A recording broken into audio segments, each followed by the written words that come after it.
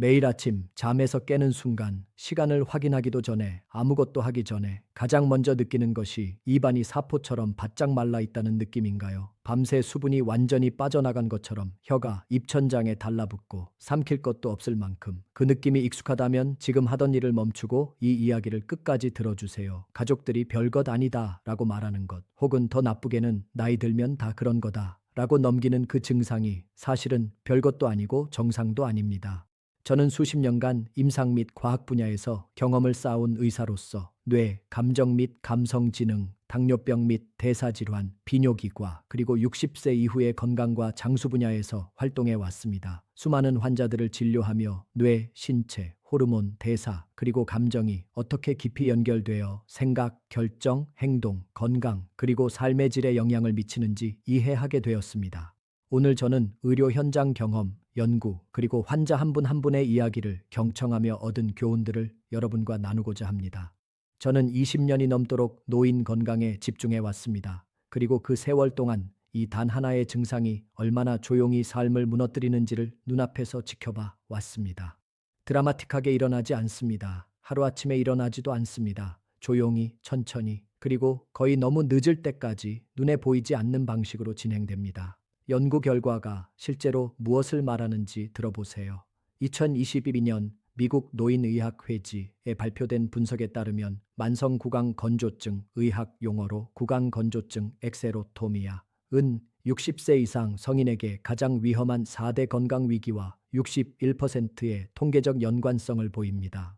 흡인성 폐렴, 전신 감염, 진행성 영양실조, 약물 독성, 이것들이 합쳐져 매년 이 나라에서 수십만 건의 입원을 유발합니다. 그 모든 것이 오늘 아침 여러분이 눈을 떴을 때 느낀 그 증상과 연결되어 있습니다.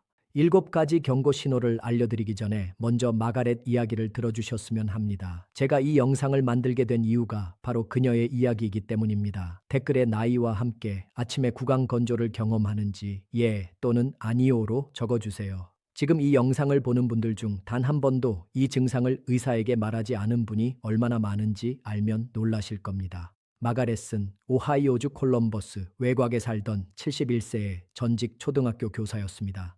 34년간 모든 사람을 돌보며 살았고 단 한 번도 남에게 짐이 되고 싶어 하지 않았던 분이었습니다.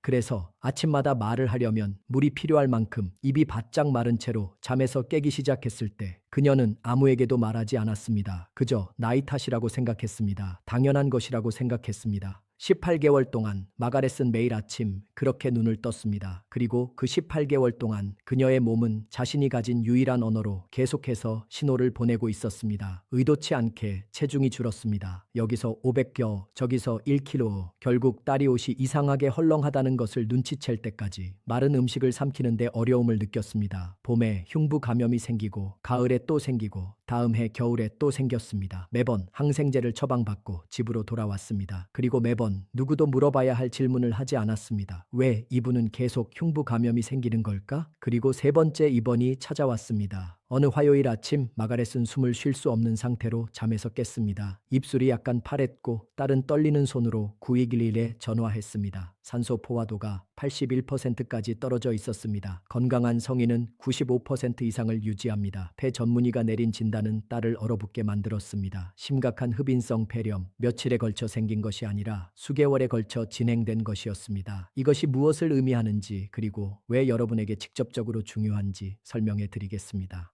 마가렛이 잠자는 동안 건조하고 무방비 상태인 입안의 세균들이 폐로 미세하게 흡입되고 있었습니다. 이것을 미세 흡인이라고 합니다.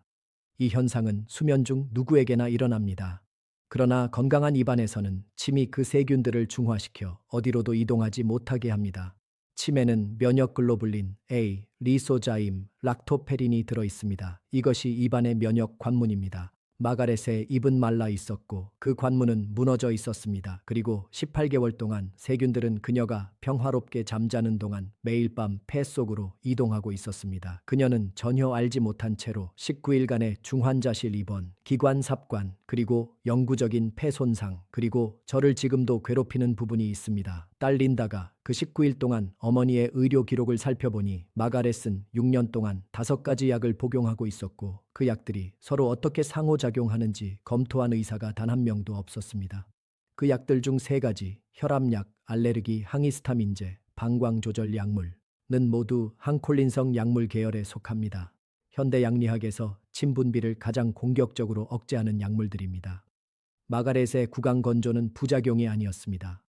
5년 동안 몸이 울린 경보였습니다. 그런데 아무도 듣지 않았습니다. 이것은 불운이 아니었습니다. 65세에서 75세 사이 성인의 30%, 75세 이상의 거의 40%에게 영향을 미치는 문제에 예측 가능한 결과였습니다. 그리고 대부분의 의사들이 명확하게 설명하지 않는 5가지로 귀결됩니다. 오늘 저는 그 5가지를 모두 설명해 드리겠습니다. 첫째, 침은 단순히 음식을 씹기 위한 것이 아닙니다. 침은 신체가 만들어내는 가장 생화학적으로 복잡한 체액 중 하나로 700가지가 넘는 단백질, 효소, 항균 성분을 포함하고 있습니다. 침은 입의 면역 체계이자 소화의 점화 스위치이자 목구멍의 보호막입니다. 동시에 그 모든 역할을 합니다.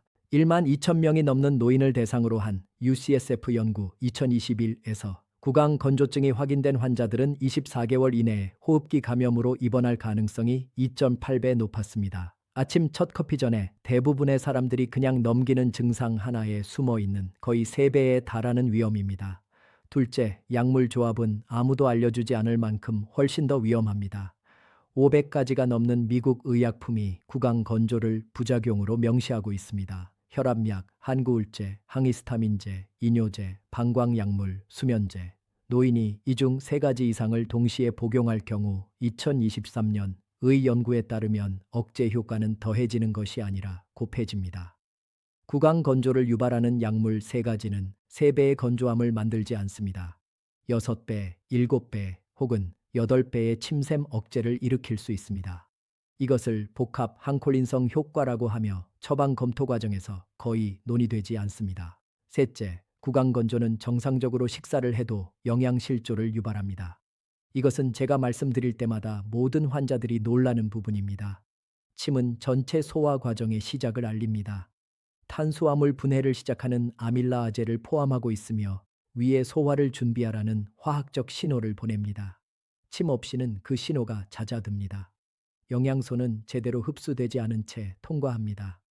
2022년 메이오 클리닉 연구에서 원인을 알 수 없는 영양실조 진단을 받은 노인의 44%에서 임상적으로 유의미한 구강 건조증이 있었으며 이것이 한 번도 원인으로 지목된 적이 없었습니다. 하루 3끼를 먹으면서도 서서히 굶주리고 있을 수 있습니다. 넷째, 구강 건조는 세균이 심장, 뇌, 혈류로 들어가는 열린 문입니다. 입안에는 700종의 세균이 침에 의해 균형 있게 조절되는 생태계를 이루며 살고 있습니다.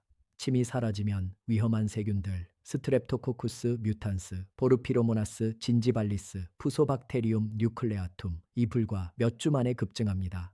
2023년 네이처 리뷰스 미생물학의 연구에 따르면 이 세균들은 입안에 머물지 않습니다. 미세한 잇몸 조직 손상을 통해 혈류로 들어가며 심장 판막 감염, 당뇨 악화, 가속화된 인지 저하, 그리고 취약한 노인의 폐혈증과 직접적으로 연관되어 있습니다. 다섯째, 구강 건조는 거의 항상 단 하나의 원인으로 생기지 않습니다.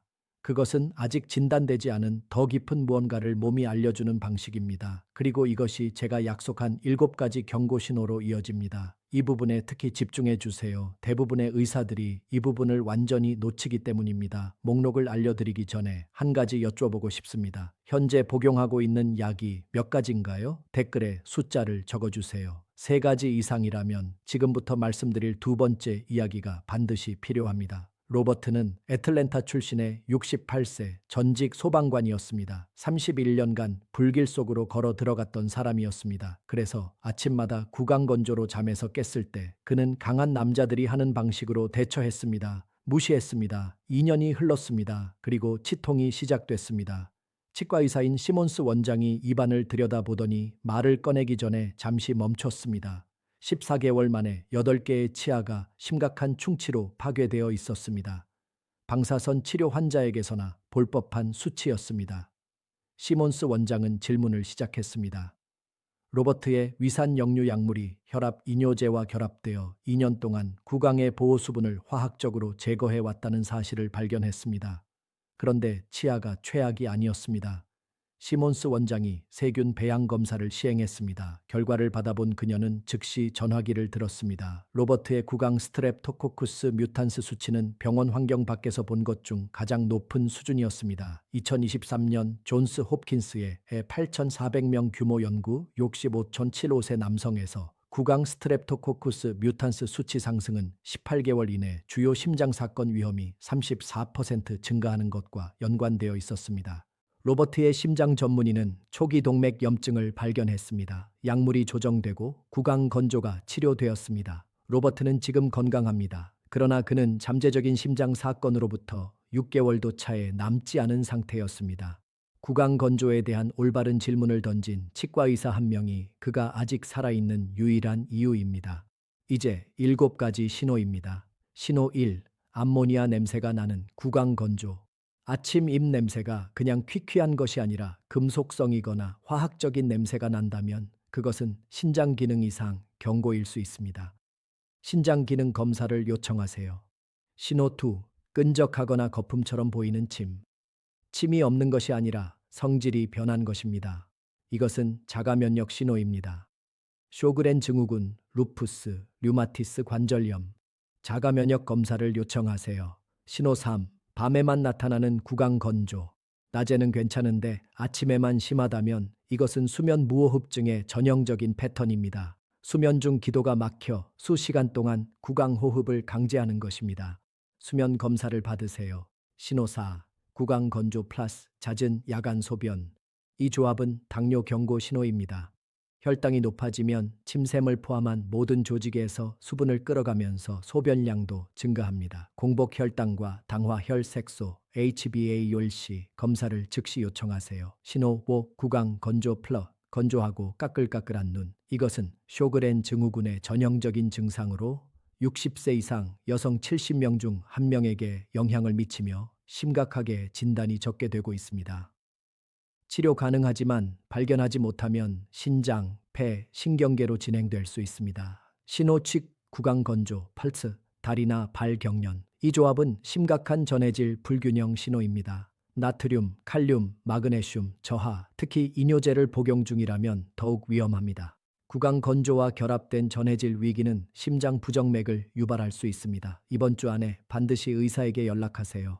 신호 7. 새로운 약을 처방받은 지 90일 이내에 시작된 구강 건조. 이것은 몸이 다약제 복용 검토가 필요하다고 알려주는 신호입니다. 90일이라는 기간은 항콜린성 억제가 임상적 한계치에 도달하는 시점입니다. 다음 진료를 기다리지 마세요. 이제 실제로 어떻게 해야 할까요? 제 진료 프로토콜에서 직접 가져온 7가지 단계를 알려드리겠습니다. 1단계. 아침 구강 자가 평가. 무언가를 마시기 전에 60초를 투자하세요.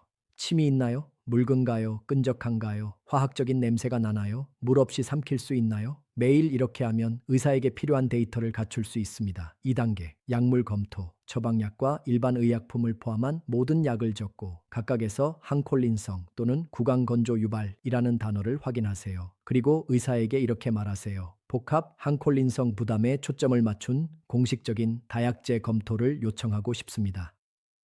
이 구체적인 단어들이 대화를 완전히 바꿔놓을 것입니다. 3단계. 물은 구강 건조를 해결하지 못합니다. 침샘이 제대로 기능하려면 나트륨, 칼륨, 중탄산염 같은 전해질이 필요합니다. 일반 물은 오히려 이것들을 더 희석시킵니다. 취침 전에 물 한 잔을 마시는 것보다 하루 종일 조금씩 마시면서 전해질이 풍부한 음식을 함께 섭취하는 것이 훨씬 효과적입니다. 4단계. 야간 보호 계획. 침대 머리 부분을 베개가 아닌 침대 받침대를 사용해 실 15m 높이세요. 쿨미스트 가습기를 40-60% 습도로 작동시키세요. 자기 직전에 자일리톨 기반 구강 건조 린스를 사용하세요. 절대 알코올 기반 제품은 피하세요. 5단계. 침 분비 자극. 식후 자일리톨 껌, 이하선을 자극하는 새콤한 무설탕 사탕, 매 끼니 아삭아삭한 생채소. 이것들은 임상적으로 입증된 단순하고 무료인 방법들입니다.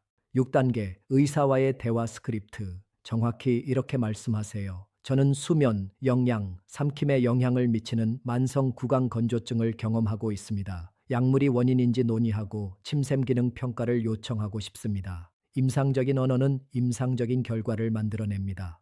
7단계. 응급 적신호 목록. 구강 건조와 함께 호흡 곤란, 지금 즉시 응급실, 입안에 흰 반점, 오늘 바로 의사에게 연락. 이것은 구강 칸디다증입니다. 구강 건조와 함께 갑작스러운 혼란이나 허약감, 벨치9의 전화, 구강 건조와 함께 흉통 또는 빠른 심박수, 벨치9의 전화, 구강 건조와 함께 원인 불명의 발열, 당일 긴급 진료. 이제 여러분이 생각하시는 것에 답해 드리겠습니다. 의사가 그냥 나이 드는 거예요 라고 했는데 그게 맞나요? 아닙니다. 임상적으로 유의미한 구강 건조증은 거의 항상 약물, 질환 또는 두 가지 모두가 원인입니다. 그냥 나이 드는 거예요는 진단이 아니라 무시입니다. 여러분은 그것을 넘어설 권리가 있습니다. 이제 그렇게 할 수 있는 언어를 갖게 되셨습니다. 물을 더 마시면 해결되나요? 아닙니다. 구강 건조는 수분 문제가 아니라 침샘 기능 문제입니다. 고장난 펌프에 물을 부어서는 고칠 수 없습니다. 틀니를 끼고 있어도 구강 건조가 위험한가요? 그렇습니다. 오히려 더 위험할 수 있습니다. 침 없이는 틀니 바닥면과 잇몸 조직 사이에서 세균이 공격적으로 번식합니다. 자연치아가 없어도 구강 건조의 전신적 결과로부터 안전하지 않습니다. 이제 마가렛의 이야기로 돌아가겠습니다. 그녀의 이야기는 중환자실에서 끝나지 않으니까요. 19일 만에 그녀는 집으로 돌아왔습니다. 평생 그 어느 때보다 약해진 몸으로. 그러나 딸 린다는 계획을 가지고 함께 돌아왔습니다. 린다는 모든 것을 기록했습니다. 무시된 모든 증상, 모든 약물, 놓쳐진 모든 상호작용, 두 가지 약물이 조정되었습니다. 하나는 완전히 중단되었습니다. 6주 만에 마가렛의 구강 건조는 거의 사라졌습니다. 3개월 만에 잃었던 5kg 그중 3kg 이상을 회복했습니다. 지금 마가렛은 매주 2번 오후 노인센터에서 자원봉사를 합니다. 린다가 만든 코팅된 카드를 나눠줍니다. 큰 글씨로 적힌 7가지 신호. 지금까지 200장이 넘게 무료로 배포되었습니다. 그리고 누군가 카드를 받아갈 때마다 마가렛은 항상 같은 말을 합니다. 저도 아무것도 아닌 줄 알았어요. 그것이 저를 거의 죽일 뻔했습니다. 같은 실수를 하지 마세요. 저는 수십 년간 이 분야에서 환자들을 진료해 왔습니다. 이 영상들을 만드는 이유는 이 나라의 모든 어르신들이 15분 진료 안에서 의사가 항상 전달할 수 없는 진실을 들을 자격이 있기 때문입니다. 여러분은 목소리를 내기 위해 싸울 필요가 없어야 합니다. 그리고 중환자실 침대에 누워 아침 증상 하나에 대한 대화 한 번이 모든 것을 바꿀 수 있었을지도 모른다는 생각을 하며 누워 있어서는 안 됩니다. 지금 댓글에 딱 한 단어를 남겨주세요. 마가렛, 구강 건조를 경험하고 있으며 오늘 진지하게 받아들이기로 했다면 약물, 3가지 이상의 약을 복용하고 있으며 검토를 요청할 것이라면 의사, 다음 진료에 이것을 가져갈 것이라면 그리고 60세 이상인 주변의 소중한 한 사람과 이 영상을 나눠주세요. 단 한 사람. 여러분이 그분의 건강을 진정으로 바꾸는 무언가를 건네드리는 것일 수 있습니다. 이런 영상을 계속 보시려면 구독해주세요. 진짜 연구, 진짜 이야기, 진짜 실천법, 불필요한 내용 없이 이 영상을 즐겨찾기에 추가하시고 필요할 때마다 7가지 신호로 돌아오세요. 계속 배우고 계속 힘을 키워나가세요. 다음 영상에서 뵙겠습니다.